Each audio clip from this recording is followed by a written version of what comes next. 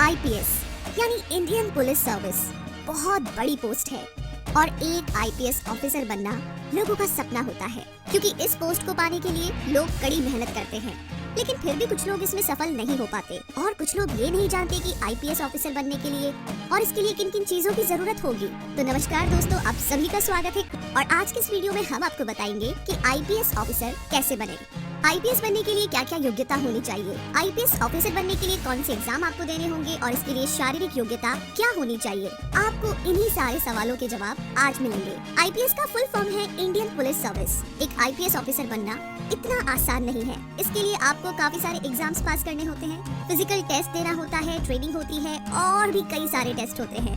ये सब क्लियर करने के बाद ही आपकी पोस्टिंग होती है और आप एक आईपीएस ऑफिसर कहलाते हैं। इस आईपीएस पोस्ट के लिए हर साल लाखों लोग इस एग्जाम में बैठते हैं और सिर्फ गिने चुने लोग ही इसे पास कर पाते हैं।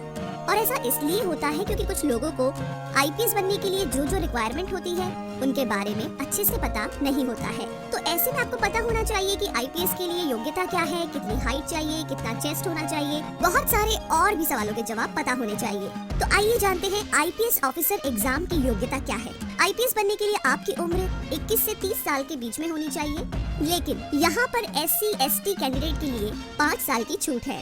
दूसरा है आपके पास बैचलर डिग्री होनी चाहिए किसी भी फील्ड में। तीसरा है आईपीएस एग्जाम को इंडिया, नेपाल और भूटान के लोग दे सकते हैं। अब बात की जाए शारीरिक योग्यता की, तो आईपीएस ऑफिसर बनने के लिए पुरुष के लिए कम से कम 165 सेंटीमीटर यानी कि 165 सेंटीमीटर लंबाई होनी चाहिए।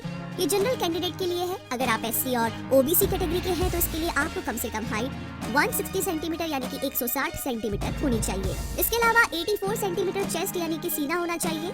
आगे महिलाओं की बात की जाए तो महिलाओं के लिए हाइट कम से कम 150 यानी कि 150 सेंटीमीटर होनी चाहिए, जो कि जनरल कैंडिडेट के लिए है। और अगर SC OBC कैटेगरी की महिलाओं की बात की जाए तो लंबाई 145 यानी कि 145 सेंटीमीटर होनी चाहिए। इसके साथ ही महिलाओं की चेस्ट 79 यानी कि 89 सेंटीमीटर होनी चाहिए। लंबाई के साथ साथ आई साइट की बात की जाए तो ठीक आंखों के लिए आंखों का विजन 6/6 या 6/9 होना चाहिए और वीक आई विजन 6/12 या 6/9 होना चाहिए।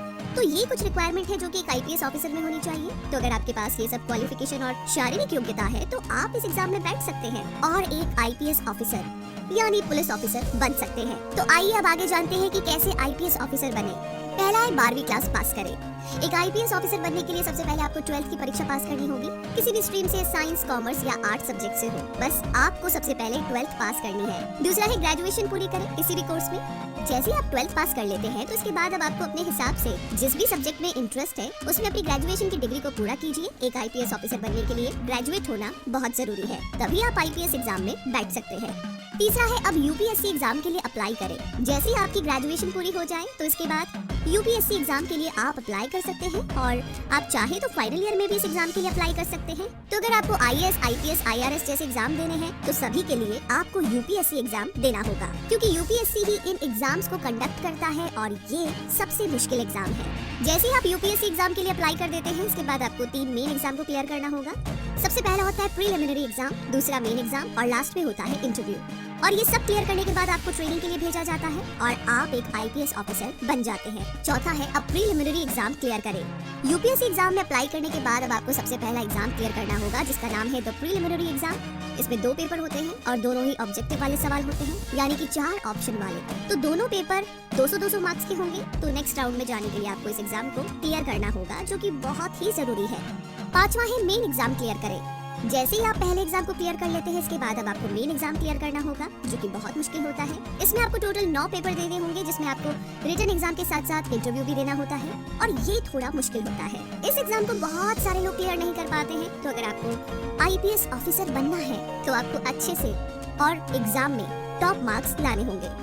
नंबर 6 पर है इंटरव्यू राउंड क्लियर करें। जैसे ही आपके दोनों राउंड क्लियर होंगे उसके बाद अब आपको पर्सनल इंटरव्यू के लिए बुलाया जाता है, जो कि करीब 45 मिनट का होता है। तो आपको इंटरव्यू क्लियर करना होगा। यहाँ पर कई इंटरव्यू लेने वाले पैनल होते हैं जो आपसे काफी मुश्किल और ट्रिकी सवाल पूछते हैं, तो आपको इसके लिए तैयार रहना होगा, तभी आप एक काबिल आईपीएस ऑफिसर बन सकते हैं। नंबर 7 पर है आईपीएस ऑफिसर की ट्रेनिंग को पूरा करें। जी हाँ, जैसे आप ये सारी चीजें क्लियर कर लेते हैं इसके बाद आपको आईपीएस ऑफिसर बनने के लिए ट्रेनिंग पूरी करनी होती है।